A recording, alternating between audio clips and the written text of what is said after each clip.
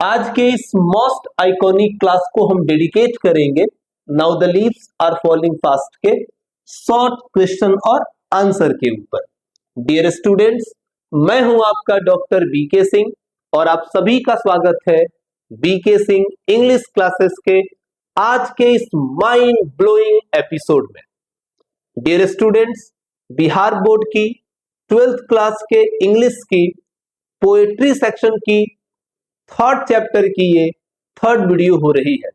Already मैं 2 videos इस पर अपलोड कर चुका हूं, जिसमें पहले क्लास में हमने इस चैप्टर के line by line Hindi explanation को, दूसरे वीडियो में इस चैप्टर की समरी और मोस्ट एक्सपेक्टेड ऑब्जेक्टिव क्वेश्चन को हमने कवर किया था। आज हम इस चैप्टर को फाइनली पैकअप करने वाले हैं शॉर्ट क्वेश्चन और आंसर के इस क्लास के साथ। तो आइए इस क्लास की हम शुरुआत करते हैं। हाँ, इस क्लास को शुरू करते करते मैं आपको एक छोटी सी इंफॉर्मेशन देना चाहता हूं। शायद आपको बड़ी खुशी होगी ये जानकर कि अभी जो क्लासेस चलाई जा रही हैं वो आपको एक्चुअल में सेटिस्फाई करने की क्लास चलाई जा रही है, कि आप पूरी तरीके से संतुष्ट हो सके, आपको ये फील हो कि इंग्लिश उतनी हैवी, उतनी टफ सब्जेक्ट नहीं है। इंग्लिश में 95 क्रॉस करना बहुत बड़ी बात नहीं है। 95% नंबरों के लिए आप सही जगह पे आए हैं। अगर आप ये पूरा सेशन मेरे साथ कंप्लीट करते हैं तो आई प्रॉमिस यू, मैं पूरे दावे के साथ कहता हूं, अंग्रेजी के 95 नंबर आपको जरूर मिलेंगे अगर आप इस पूरे सीरीज में मेरे साथ बने रहते हैं। उससे भी अच्छी खुशी की बात यह है कि मैं आप सबके लिए सितंबर की 1 तारीख को एक बैच अनाउंस करूंगा, एक बैच अपने यहां से लॉन्च करूंगा जिसका नाम मैंने रखा है वीर।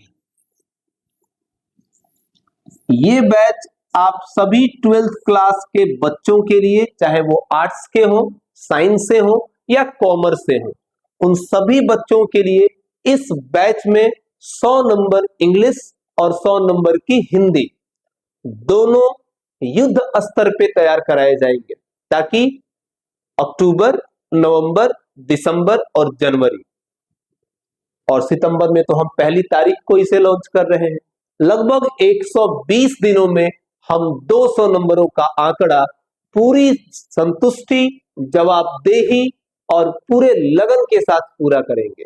पसीने बहाए जाएंगे ठंड में भी।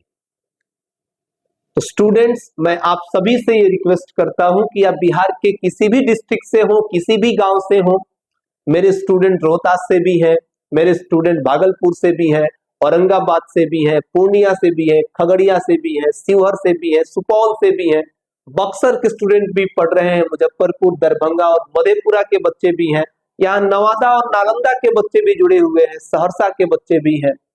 मैं आप सबसे ये रिक्वेस्ट करता हूं कि आप इन क्लासेज का इंफॉर्मेशन अपने क्लासमेट्स तक पहुंचाइए। अच्छे पढ़ने वाले बच्चों तक आप इस क्लास की जानकारी दीजिए। आपसे संभव हो तो आप इन वीडियोज को शेयर कर लीजिए एक बार उन्हें, और उनसे ये जरूर कहिए कि आप यदि घर पे बैठकर ही 95 से ज्यादा नंबर लाना चाहते हैं तो इस चैनल को विजिट करें, यहां देखें, क्योंकि यहां आपका टाइम बिल्कुल बर्बाद नहीं होगा।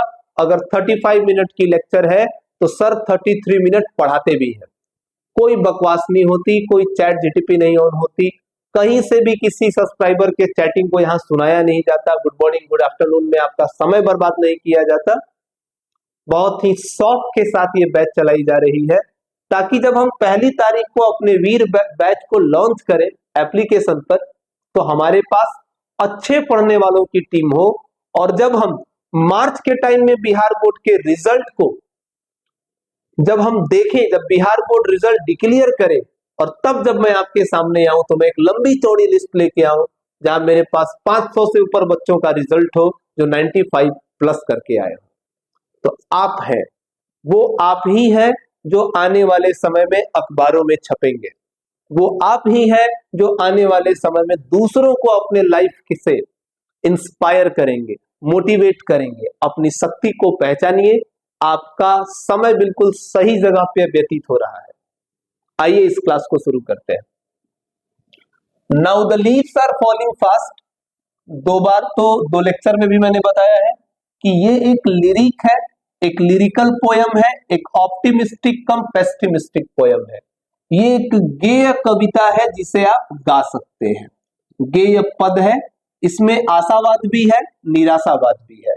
और इतनी शानदार इस पोयम को लिखा है W.H. ऑडेन ने, जिनका जन्म 1907 में हुआ था और मृत्यु 1973 में हुई थी। सभी चैप्टर का ये MI कॉन्सेप्ट है, मोस्ट इंपॉर्टेंट कॉन्सेप्ट है। सभी चैप्टर के राइटर, पोएट और उनके जन्म मृत्यु को आप जरूर याद रखिए, क्योंकि इससे आपके ऑब्जेक्टिव में अबाउट 12 मार्क्स कंप्लीट होते हैं। अपने 12 नंबरों के लिए सभी चैप्टर की आइडेंटिटी, राइटर, राइटर का जन्म, राइटर की मृत्यु, यदि उसे कोई अवार्ड मिला है, जैसे W.H. ऑडेन को 1948 में पुलिट्जर प्राइज मिला हुआ था। पुलिट्जर प्राइज ये हमने पढ़ा था, ये पुलिट्जर प्राइज मिली थी उन्हें 1948 में। तो ये कॉन्सेप्ट भी याद रखेंगे। किसी भी चैप्टर, जिस चैप्टर को आप लें, पहले तो उस चैप्टर की आइडेंटिटी कि वो एक लिरिक है या वो एक मेटाफिजिकल पोयम है, फिर राइटर के बारे में, उनका जन्म, उनकी मृत्यु, कोई अवार्ड उन्हें अगर मिला हुआ है तो वो अवार्ड, इतना जरूर याद रखिए। आपके 12 नंबरों के लिए ये फुलफिल्ड है। फर्स्ट क्वेश्चन से मिलते हैं। What does the poet mean when he says now the leaves are falling fast? ये गलती से मिंट हो गया यार, मीन ही होना चाहिए। यानी कि what does the poet mean, कवि का मतलब क्या है जब वो कहता है now the leaves are falling fast? Now the leaves are falling fast कहने के पीछे कवि का क्या मकसद है? तो आप इसका आंसर दीजिएगा। और आंसर मैंने बहुत ही संतोषजनक तैयार किया है, स्ट्रक्चर बना के तैयार किया है, क्योंकि ये पूछा जाएगा हमसे 2 मार्क्स में, 2 नंबरों में, और हमें ये पूरे नंबर चाहिए, छीन लेने हैं ये नंबर। क्या लिखोगे आप? In the poem now the leaves are falling fast. Now the leaves are falling fast कविता में W.H. Odean says that, W.H. Auden कहते हैं कि now the leaves are falling fast, अब पत्तियां तेजी से गिरने लगी हैं। लेकिन यहां मैंने इन्वर्टेड कॉमा यूज किया है, यानी इसे हम एक स्टेटमेंट के रूप में रख रहे हैं। W.H. ऑडेन कहते हैं now the leaves are falling fast symbolizes, ये संकेत करता है the person of old age, यानी कि बूढ़ी उम्र के उन व्यक्तियों की तरफ वो संकेत करता है, वो जिनकी लाइफ्स, जिंदगियां, आर कमिंग, आ रही हैं, टू एन एंड, समाप्ति की तरफ। यानी now the leaves are falling fast बूढ़े उम्र के उन व्यक्तियों को संकेत करता है, ये स्टेटमेंट बूढ़े उम्र के उन लोगों की तरफ इशारा करता है जिनकी जिंदगियां अब खत्म होने वाली हैं। हियर फॉलिंग द लीव्स, यहां गिरते हुए पत्ते, सजेस्ट, बताते हैं, सलाह देते हैं, संकेत करते हैं, प्रदर्शित करते हैं द प्रोसेस, प्रक्रियाओं का, ऑफ डेथ, मृत्यु की प्रक्रिया को सजेस्ट कर रहे हैं गिरते हुए पत्ते। और किसे संकेत कर रहे हैं? तो ह्यूमन वेस्ट को, मानवों की बर्बादी को, वो भी ऑन अ लार्ज स्केल, बड़े पैमाने पर।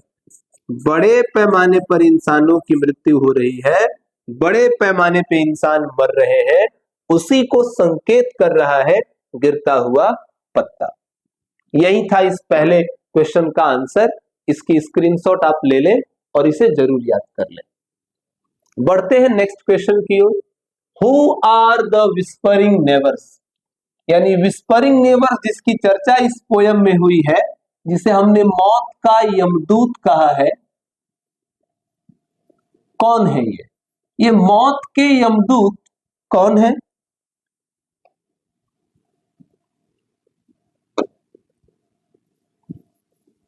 कौन है ये मौत के यमदूत? आंसर दीजिए।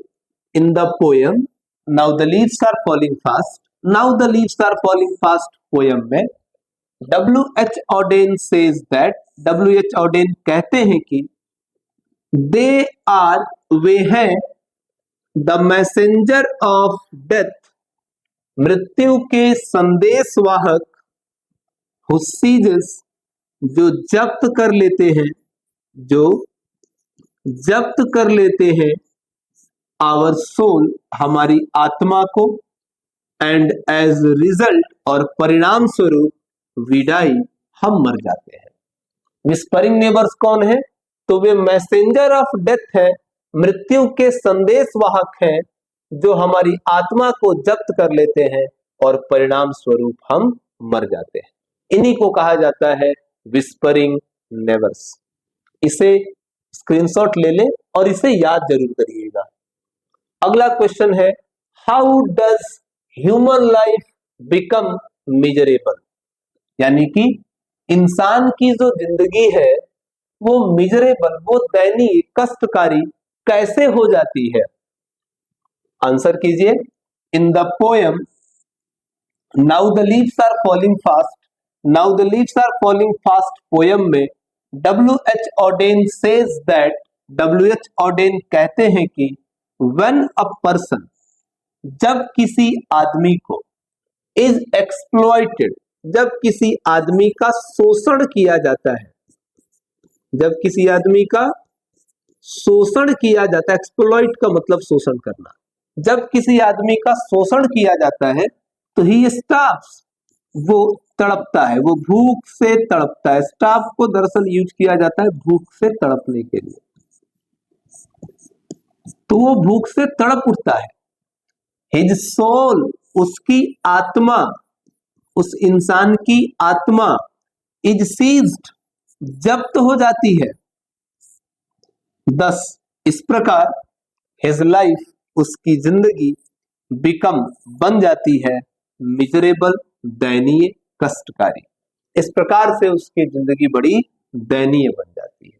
जब किसी आदमी का शोषण होता है, जब वो भूख से तड़प उठता है, जब उसकी आत्मा जब्त हो जाती है, उसकी जिंदगी मिजरेबल हो जाती है। Next question, in what way the travellers are blessed, यानी किस तरह से यात्रियों को आशीर्वाद मिलेगा? आंसर है, in the poem now the leaves are falling fast, now the leaves are falling fast poem में W.H. Auden says that, W.H. Auden कहते हैं कि when the travelers, जब यात्री, travelers, यात्री, जब यात्री are, होते हैं, thirsty, यानी कि प्यासे, जब यात्री प्यासे होते हैं, they quench, वे बुझाते हैं, quench मतलब बुझाना, प्यास बुझाना, वे बुझाते हैं their thirst, अपनी प्यास को, वे अपनी प्यास को बुझाते हैं from the water, पानी से, of white waterfall, सफेद झरने के, of the cold and white mountains, वो सफेद झरना किसका होता है? तो ठंडे और सफेद पर्वतों का। जब यात्री प्यासे होते हैं तो वे सफेद पर्वतों के ठंडे झरनों के पानी को पीकर अपनी प्यास बुझाते हैं। इन दिस वे, इस तरह से, इन दिस वे, इस तरह से, दे आर ब्लेस्ड, इस तरह से वे आशीर्वाद पाते हैं। यहां दे ऐड कर लीजिए। In this way they are blessed, इस तरह से वे आशीर्वाद पाते हैं। यानी यात्री अपनी, किस तरीके से यात्रियों को आशीर्वाद मिलता है? तो यात्रा करते करते जब वे प्यासे हो जाते हैं तो सफेद झरनों के से, तब वो सफेद पर्वतों के ठंडे ठंडे झरनों से पानी पीकर अपनी प्यास बुझाते हैं। What conditions prevail in the woods? 2020 में पूछा गया प्रश्न है ये, कि क्या हालत, क्या अवस्था, क्या स्थिति परिलक्षित होती है, दिखती है इन द वुड, जंगलों में? क्या स्थिति दिखती है? लिखेंगे W.H. Auden in the poem Now the Leaves Are Falling Fast says that, यानी W.H. Auden ने अपनी कविता now the leaves are falling fast में कहा है कि द वुड्स यानी जो पेड़ है आर लीफलेस, वो पत्तों से रहित है, यानी कि जो पेड़ है उनके पास पत्तियां नहीं है। द नाइटिंगल और जो बुलबुल है,